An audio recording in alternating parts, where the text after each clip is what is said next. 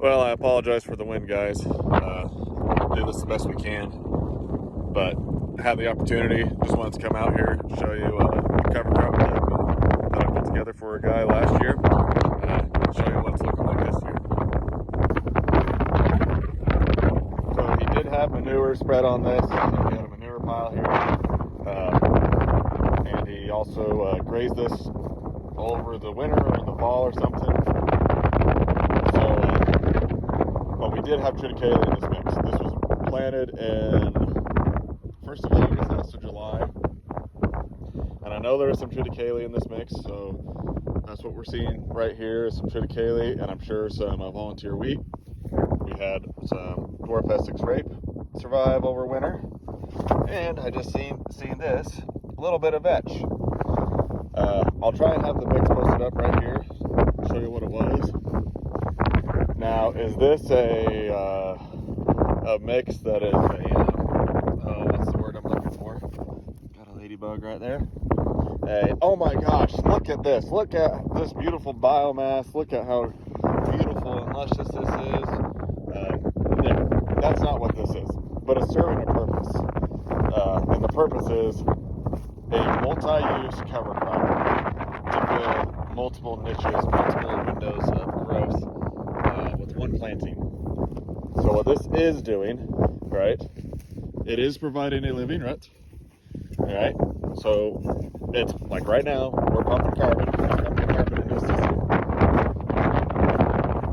I don't know how much rain they had over here this last week. I think they had some, but I don't think they had as much as some others did. But it's holding the soil, all right? So if there's any kind of excess nitrogen out here, it's holding that.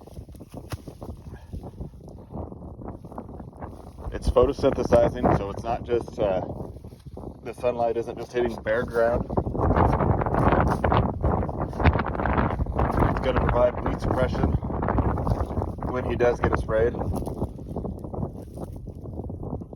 Alright, maybe not a lot, but it is going to provide some.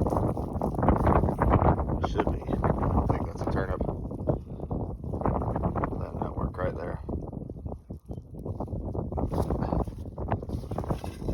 But yeah, like I said, it's doing its job. Is he going to be able to solely rely on this for weed suppression or solely rely on this for nutrients? No. But he spread manure out here. So guess what?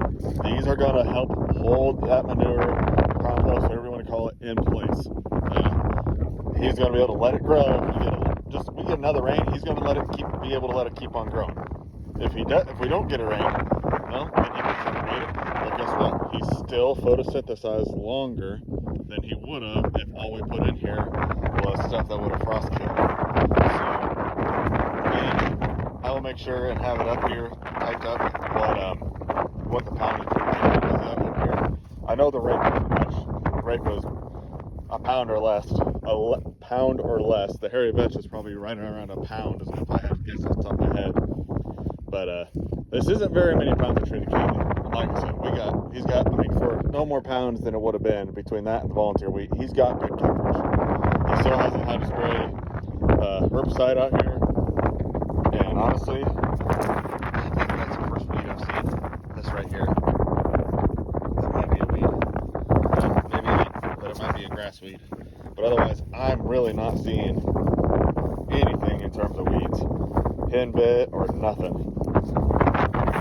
That's an old sunflower bed.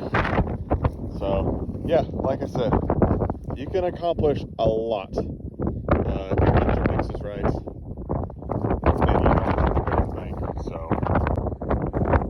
So if you're in need of a mix this fall, or this summer, I should say, this fall, this summer sometime, or later this summer, beginning of summer, end of summer, let me know, hit me up.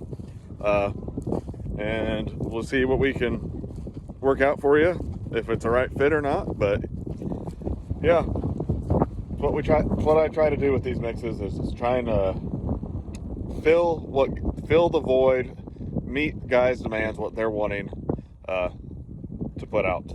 So it's not a one size fits all by any means. And that's honestly what I enjoy the most about building cover crops is the tweaks that we get to do every time with every single person's mix and every field. So yeah, let me know. Shoot me a DM on here, whatever, or if you got my number, don't be afraid to reach out. Yeah, I'd love to work with you. So thanks for watching, guys.